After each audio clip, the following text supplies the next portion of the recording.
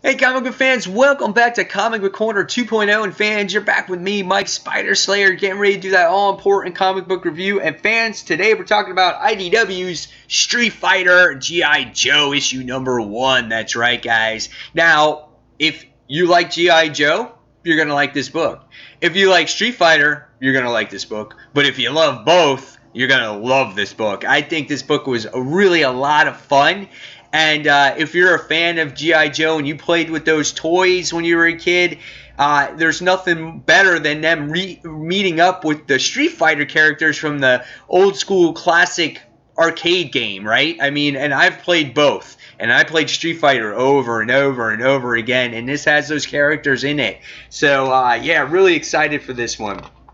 This book is written by Aubrey Sitterson, and the artwork is done by Robbie Robbins. The book is really well done, as it has an introduction to the characters that are involved in this particular issue. There's a lot of action because our G.I. Joe heroes and our Street Fighter characters are actually fighting in this book, which is really nice. And you'd love to see like all their powers involved as well. The Baroness is in this book. She looks really nice. Also in the issue when she battles. And yeah, it was cool to see Destro and Bison and all these characters that you loved over the years. Cool facial expressions in here as well. So yeah, a lot of fun when you read this book. Even Ryu is in this doing the Hayuken. So really awesome.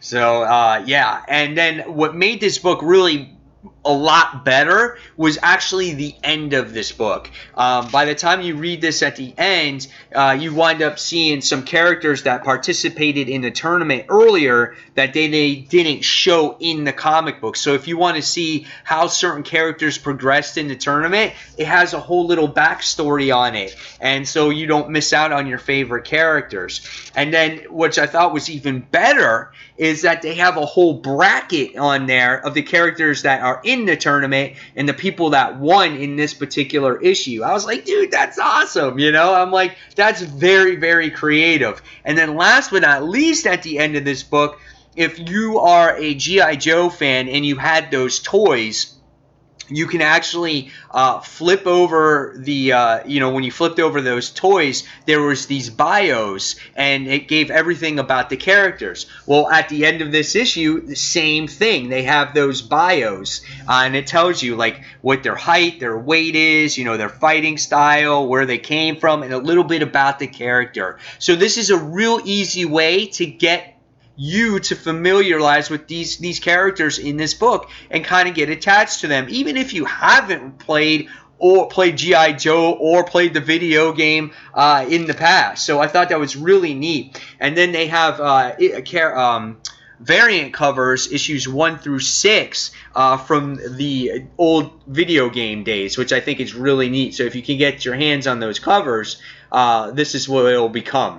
So really awesome stuff that they added to this book to make it that much better for you to have a good experience of it. So what was the story about? What did I think of it?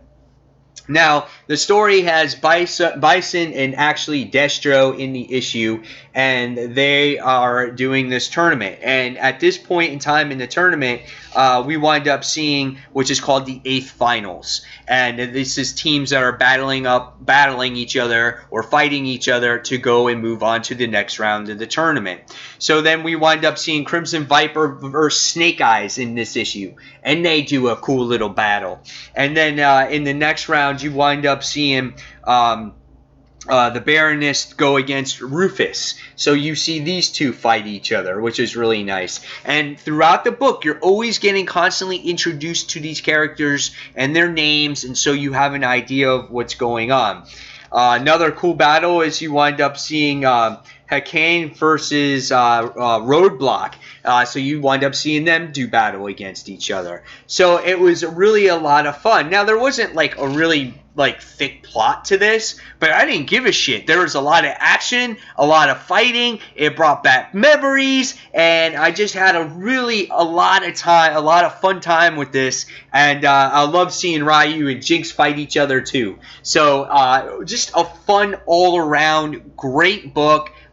I didn't expect it to be this much fun. And if it stays fun like this, I'm going to keep reading it. So after reading this one, I'm going to give it a 4.5 out of 5 stars.